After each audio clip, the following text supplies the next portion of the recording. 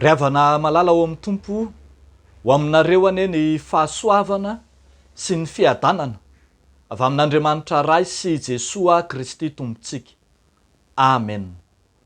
Tandremo tsara ny fifandraisana amin'ny fanahy masina.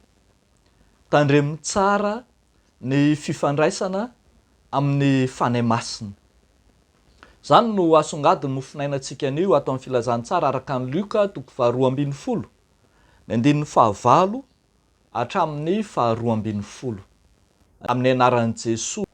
Fa lazaiko aminareo, na zovo no manaiky ahy eo anatrehan'ny olona, dia eken'ny zanak'olona kosa izy eo anatrehan'ny anjelin'Andriamanitra.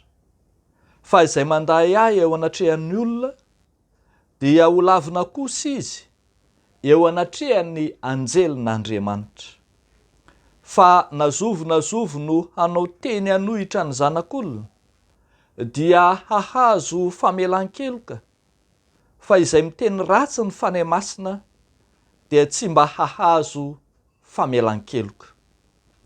Ary raha mitondra anareo ho eo amin'ny sinagoga sy ny mpanapaka ary ny manam-pahefana izy, dia aza manazay havalinareo na izay holazainareo, fa ny fanahy masina no ampianatra anareo amin'izany ora izany izay mety holazainareo.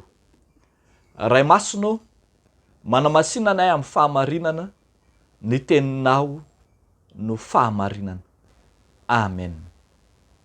Tandremo tsara zay ho fifandraisanao amin'ny fanahy masina, na tandremo tsara zay ho fifandraisanao amin'Andriamanitra ray sy ny zanaka ary ny fanahy masina. Jesoa Kristy, ry havako malala niditra tao amin'ny vanim-potoana zay nampifandona azy tamin'ireo tompon'andraikitra ara-pivavahana samihafa, ny mpanoradalàna sy ny fariseo samihafa. Fa tetsakilany kosa dia mamim-bahoaka hatrany izy ka dia indro vory-lanona ny vahoaka, tena atao hoe vahoaka nifanizina no nifandray tamin'i Jesoa. Teo anatrehan'izany no nampianaran'i Jesoa ireo vahoaka ireo, indrindra fa ny mpianatra, mba hitandrina ny raha hifindran'ny ny masirasira ny fariseo, ny raha hitoeran'ny fiatsaram-belatsihan'ireo mpitondra fivavahana hafahafa.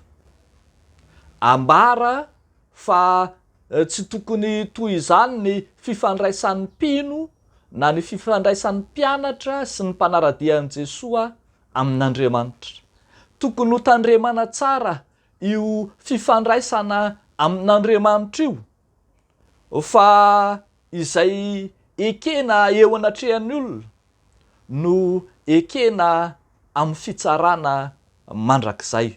Zay ny teniny eo amin'ny 15 hoe, na zovo no manaiky ahy eo anatrehan'ny olona, dia eken'ny zanak'olona kosa izy eo anatrehan'ny anjelin'Andriamanitra.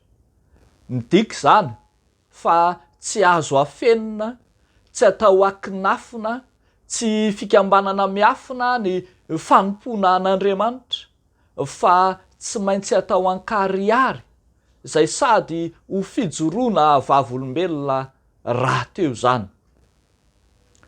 Tsy maintsy atao ampahabe maso zany, ary zany no mahatonga ny apôstôly Paoly hiteny fa amin'ny fo no inoana ahazoana fahamarinana, ary amin'ny vava no anekena azahoana famonjena. Tsy maintsy manaiky ny tompo eo anatrehan'ny fiangonana isika. Zany mahatonga antsika manao fanekena mandrakariva eo anatrehan'ny fiangonana, eo anatrehan'ny fiangonana izay vavolombelon'ny finoantsika, eo anatrehan'ny maro no anambarantsika ny finoana. Tsy afaka hino an'Andriamanitra ao amin'ny miafina mihitsy ny mpanaradia azy. Asehoy, ambarao, zarao ny finoanao an'i Kristy. raha miresaka ohatra ny ampiarana an'izany jere ohatra raha mampiasa tambajotra serasera ianao, raha mampiasa asa ny compte Facebook na Instagram na mampiasa TikTok ohatra sy ny hafa rehetra, moa ave hitan'izay mamaky ny comptenao rehetra fa kristianina ianao, afaka vakiana amin'ny alalan'ny compte ao amin'ny tambajotra serasera anananao ve fa mino an' Jesoa ianao, kristianina ianao, afaka asehonao ampahabe maso ny maha-kristianina anao. Fa ny zavatra faharoa izay tokony ho tandremana ampianarin'i Jesosy Kristy reto vahoaka maro mpanaradia azy reto dia ny amin'ny izay fandraisana na ny fanaovana ny teny anohitra ny zanak'olona sy ny teny anohitra ny fanahy masina. Vao omaly isika no nianatra somary lavalava mihitsy makasika ny antsoina hoe blasphème na blasphemia, fitenenan'ny ratsy ny anaran'Andriamanitra. Ary aoka isika tsy hosodoka ny voambolana izay hitantsika eto ka hihevitra fa samy hafa ny teny anohitra ny zanak'olona sy ny teny anohitra ny fanahy masina, fa izay tokony hazava amintsika dia ny hoe izay teny ratsy ataontsika amin'ny fanahy masina dia teny ratsy ataontsika amin'ny Kristy sy Andriamanitra ihany koa.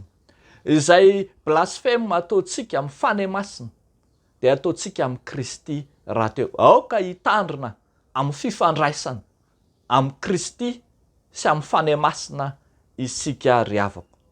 Ary farany dia misy ny fampanantenana izay omen'ny tompo ny mpanaradia azy eo anatrehan'izay rehetra mety ho olana samy hafa, na olana ara-pivavahana, na olana any amin'ny tany tsy mino, na olana ara-panjakana, izay manko ny dikany hoe amin'ny sinagoga entina ilazana ny fivavahana, amin'ny mpanapaka entina ilazana ny tany jentilisa, ary amin'ny manam-pahefana entina ilazana ireo mpitondra samy hafa. Dia mampanantena kosa fa ny fanahy masina no ampianatra anareo amin'izany ora izany izay mety ho lazainareo. Efa milaza mialoha sahady ny andraikitry ny fanahy masina eo ampino amin'ny fijoroana ho vavolombelona i Jesosy Kristy.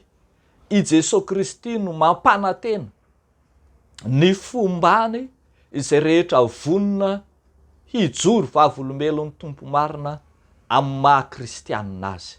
Aoka tsy hanatahotra, aoka tsy hitoetra ao amino ny tahotra, ny amin'izay mety ho fitsarana, ny amin'izay rehetra mety ho tondromolotra, ny amin'izay rehetra mety ho sazy hiarany mino, enina dia hiatra aminaina azy noho ny amin'ny fijoroana ho vavolombelon'ny tompo. Tsy irery ianao fa ny tompo, ny fanahy masina, eny le Andriamanitra telo izay iray mihitsy no momba antsika. Ko aoka hahery ny fonao, esory ny tahotra mahereza. N'Andriamanitra irery ihany ny voninahitra. Amen. Ivavaka isika ry havako.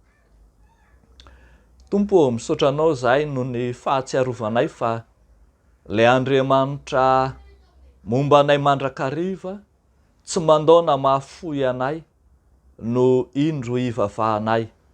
Lay Andriamanitra mijery ny fiainana manontolonay no tazanay, tsinjonay fa tsy mandao anay. Ankehitriny Andriamanitra, ankininay manokana eo am-pelatananao, ny amin'ny fanomponay, ny amin'ny fifandraisanay aminao Andriamanitra, ny amin'ireo rehetra mpitory filazantsara any amin'ny toerana saro-dalana, any amin'ny tany izay tany jentilisa, ka manano sarotra ny fijoroana ho vavolombelona, ampaherezo, ampijoroy, amin'ny anaranao Jesosy izy ireny.